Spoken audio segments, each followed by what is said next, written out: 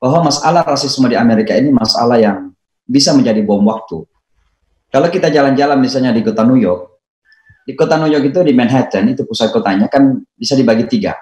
Ada namanya downtown, ada midtown, ada uptown.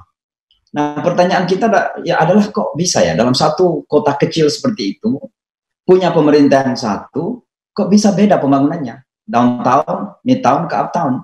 Nah, hanya karena di sana itu adalah orang-orang hitam kebanyakannya, sehingga pembangunannya tidak terlalu, barangkali tidak terlalu diperhatikan.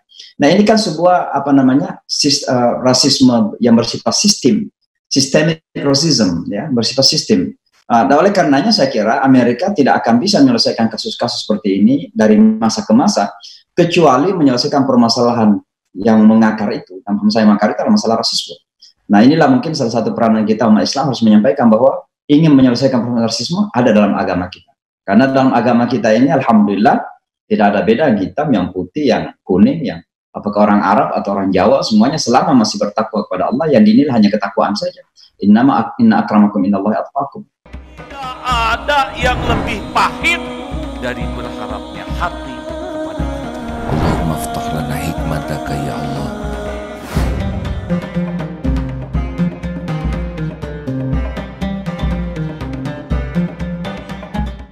Tentang kerusuhan yang terbaru ini nih, sekarang masif sekali nih, ada dapat kiriman banyak videonya nih. Itu apa yang terjadi Ustadz, di mana ini? Ya, jadi ini terjadi di Minnesota. Awalnya kemarin ada seorang warga hitam yang masuk ke sebuah toko yang kebetulan dimiliki oleh seorang Muslim Palestina. Dan kebetulan warga hitam ini nampaknya memang membayar dengan uang yang palsu, nampaknya begitu. Maka teman Palestina kita ini menelpon polisi. Nah, permasalahannya bukan di situ, tapi saya kira adalah apa yang disebut dengan overreactive, jadi reaksi polisi yang berlebihan, di mana warga hitam ini ditangkap, kemudian ditindis, sampai lehernya juga ditindis, dan sampai meninggal dunia. Nah, ini yang kemudian berakibat kepada kerusuhan. Tapi saya melihat bahwa kerusuhan ini bukan hanya dipicu oleh kematian seorang yang bernama George Floyd ini, orang warga hitam ini. Kerusuhan ini terjadi karena memang sudah ada permasalahan lama yang terjadi di Amerika ini. Yang namanya rasisme di Amerika ini kan memang sejarah lama yang cukup dalam. Makanya kita belajar sejarah, ada yang disebut dengan Civil Rights Movement, pergerakan hak-hak sipil yang ketika itu dikomandoi oleh salah satunya adalah Martin Luther misalnya. Artinya apa? Bahwa memang Amerika dengan segala kelebihannya, dengan segala kehebatannya, kemajuan perekonomian, kekuatan militer, disiplinan politiknya, kedisiplinan sosialnya, tapi ternyata masih memiliki penyakit yang kronis. Dan penyakit kronis itu adalah rasisme, di mana terjadi divisi atau pemisahan antara mereka yang putih dan hitam khususnya, maupun yang putih dan warga yang lain.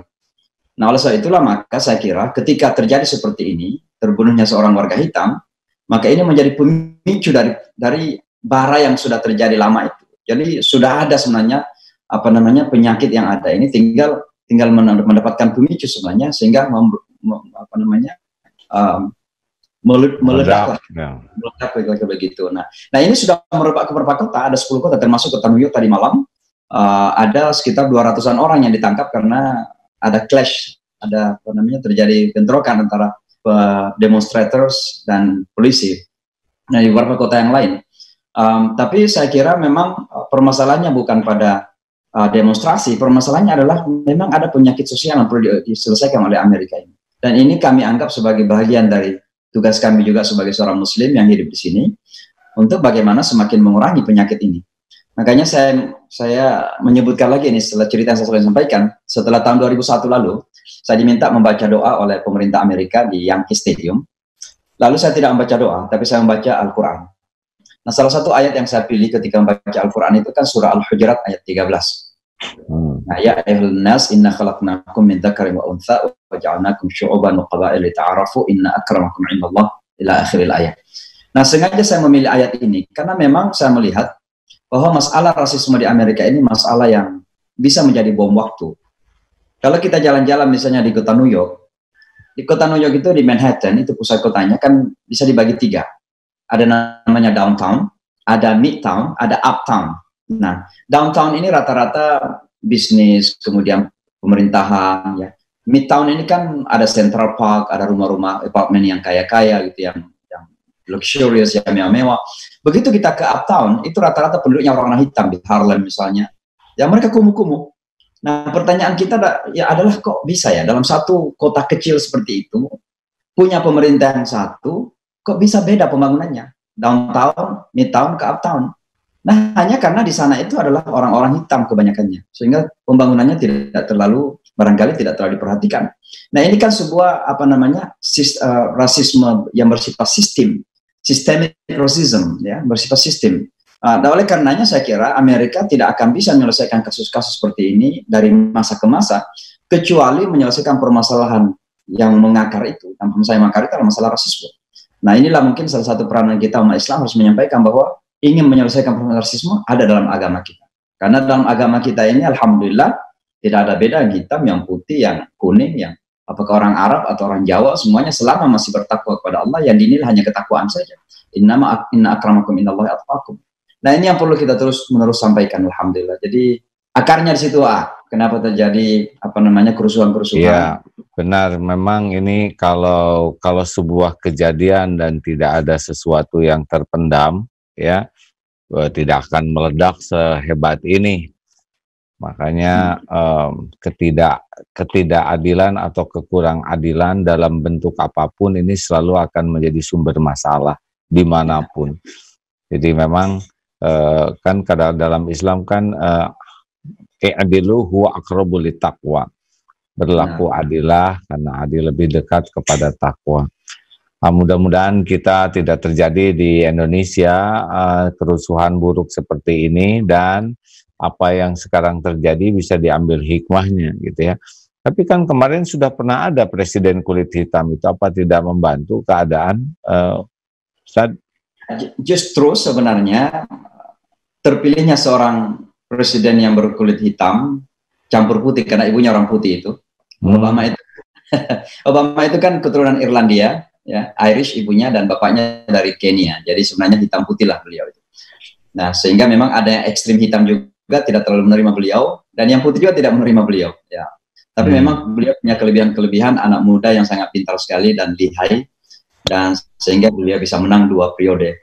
Tapi sebenarnya justru itu yang menjadikan kenapa kalangan mereka-mereka yang masih punya tendensi rasis ini semakin tidak senang. Dan mohon maaf saja, terpilihnya Donald Trump ini salah satu penyebabnya adalah karena balas dendam. Ya, balas dendam kepada kenyataan sejarah Amerika, kok bisa terjadi ada minoritas hitam, ya, kemudian terpilih jadi presiden. Nah, ini kita lihat begitu Donald Trump terpilih, hampir semua kebijakan yang pernah diambil oleh Barack Obama itu ingin dibalik, dihapuskan. Salah satu yang paling terkenal itu kan sistem kesehatan itu, jaminan kesehatan namanya Obamacare. Nah, itu ingin dihapuskan lagi. Kenapa ingin dihapus? Karena dan itu kita pahami dari gerak-gerik dan langkah-langkah yang diambil. Salah satu alasan utama adalah ingin menghapus dalam sejarah Amerika adanya yang dianggap berhasil dari kalangan non-white. Nah, itu kan tendensi rasisme, ya. Jadi mulai dari Obama membangun hubungan relasi misalnya dengan Kuba, itu juga dihapuskan, ya, membangun hubungan diplomatik dengan Kuba, dihapuskan lagi. Kemudian Obama mulai membangun diplomasi dengan Iran misalnya, juga kembali dihapuskan karena dianggap itu membahayakan Israel misalnya. Nah, banyaklah. Jadi saya kira memang sudah pernah ada warga kulit hitam yang terpilih, tapi justru itu kemudian menjadi pemicu kenapa mereka yang marah ini semakin marah. Nah, maka kemudian akibatnya kelihatanlah seperti terpilihnya seorang presiden yang cukup apa yang disebut dengan white supremacy itu, ya, white, orang putih yang radikal, yang ekstrim, yang kemudian sering kali melakukan kekerasan-kekerasan. Termasuk apa yang terjadi di Selandia Baru, teman-teman kita ditembak itu kan inspirasi daripada white supremacy. Dan ini sebuah gerakan radikal dunia sekarang ini yang paling berbahaya, white supremacy. Dan ini diakui oleh intelijen dunia bahwa white supremacy itu lebih berbahaya daripada ISIS, karena ISIS itu banyak bersifat lokal, ada di Timur Tengah. Tapi white supremacy ini bersifat global. Maka mereka sendiri mengakui bahwa white supremacy ini adalah bahaya keamanan yang laten, yang sangat berbahaya jauh daripada ISIS. Dan itu yang tergambar sekarang di Amerika Serikat, terpilihnya politisi yang disebut dengan right wing dari kalangan ekstrem kanan, atau white nationalist dari kalangan putih yang sangat punya nasionalisme sempit. Nah, ini akibat daripada apa yang terjadi 2 periode lalu di mana Barack Obama terpilih sebagai presiden di Amerika Serikat. Dan dianggap sukses mungkin Barack Obama waktu itu ya, sehingga nambah kedengkian gitu. Ya, dalam beberapa hal memang ada keberhasilan, khususnya mengangkat mereka-mereka yang marginalized, yang lemah, ya, kalangan orang yang terpinggirkan ya. Nah, itu mulai terangkat. Jadi beberapa kebijakan-kebijakan yang dihasilkan itu cukup memberikan bantuan kepada mereka yang terpinggirkan, termasuk sistem keuangan yang selama ini ribanya terlalu menggitu. Barack Obama bisa mengurangi, bahwa mereka yang punya utang pada kapasitas tertentu itu bisa dihapuskan atau dibantu. Baik. Nah, kira-kira apa langkah umat Islam di sana nih? Ada kumpul-kumpul nggak umat Islam para tokohnya, bagaimana untuk bisa berkontribusi dalam hal ini sama-sama? Ya, jadi hari Minggu besok ini kita akan mengadakan pertemuan. Bagaimana kita akan bersikap menyikapi hal seperti ini. Saya sendiri selalu bersikap bahwa kita harus berada pada pihak yang menjembatani. Ya, kita jangan kemudian memperlihatkan diri bahwa kita berada di pihak yang satu. Ada beberapa teman-teman kita, khususnya dari Afro-American, ya tentu akan berada pada pihak yang demonstrasi sekarang ini dan akan melawan hegemoni orang-orang putih. Tapi saya sendiri selalu mengingatkan bahwa kita umat Islam ini harus menjadi umatan wasatan. Dan salah satu bentuk umatan wasatan itu adalah tetap berada pada posisi di mana kita menjembatani pihak-pihak yang mungkin berada pada sudut-sudut yang cukup ekstrim. Karena kita juga akui bahwa ada juga teman-teman hitam yang kemudian terlalu anti hanya karena kulit misalnya. Ini juga kita akui. Dan pada semua manusia itu ada kecenderungan seperti itu. Maka saya kira orang Islam ini jangan pernah kehilangan pegangan. Pegangan kita kebenaran. Pegangan kita kebenaran. Bukan karena kulitnya, bukan karena kelompoknya, bukan karena, tapi kebenaran. Di mana kebenaran berada, di situ kita berpihak. Maka saya senantiasa mengingatkan bahwa kita berada pada pihak jembatan, menjembatani, dan ini akan terus kita, hari Kamis nanti kita di kota New York ini, saya diundang oleh pemerintah kota untuk menjadi salah satu pembicara di dalam pertemuan virtual tentang bagaimana menyikapi permasalahan ini. Saya akan tetap menyampaikan hal seperti itu, bahwa kita tidak memihak kepada siapa-siapa, kita hanya memihak kepada keadilan dan kebenaran. Nah, oleh sebab itu, kalau kita lihat teman-teman hitam kita memang dizolimi, pasti kita akan membela. Tapi kalau misalnya kita lihat bahwa usaha dari polisi misalnya adalah memang untuk mengamankan, tentu kita bela juga tugas polisi yang mengamankan. Maka saya kira ini umat Islam harus tetap berada di situ, itu disebut dengan umatan wasatan saya kira. Masya Allah. Demikian ya para pendengar yang budiman, sahabat-sahabat sekalian. Dialog ini mudah-mudahan bisa menjadi jalan tafakur bagi kita. Apa yang bisa kita tafakuri ya? Kita tafakur syukur di Indonesia ya aman, tidak seperti itu, benar. Ya. Yang kedua, tapi yang paling penting dari semua tafakur ini adalah kita harus mengambil pelajaran bahwa kezoliman itu akan menjadi bahan ledakan jangka pendek, jangka panjang. Nah, ini tidak usah mikir terlalu besar tentang negara, tapi di rumah juga kita zolim tidak ya. Kalau beli ke tukang dagang zolim tidak. Nih jangan sampai kita kalau belanja ke orang-orang yang warung sederhana maunya ditawar, ke tukang sayur tuh sampai ngejengkang, tapi ke supermarket, ke mall kita nggak berani nawar. Itu juga bagian dari zolim. Atau kita beli lewat ojek, kemudian makanan enak, ojek hanya bagian antri, bagian menghirup baunya, bagian nunggu, nah giliran makan kita nggak ada hati untuk mereka. Harusnya kalau kita beli, misalkan beli juga lah untuk mereka ya, supaya ojek itu juga bisa yang melihat, yang mencium baunya, yang nganterin bisa ikut menikmati.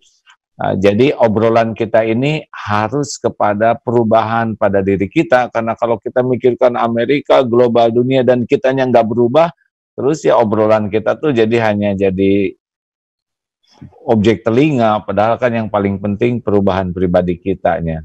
Maaf Ustadz, itu sekedar pengantar untuk teman-teman yang menyimak ini. Masya. Ada lagi satu sebenarnya. Ini kenapa? Ya, silakan.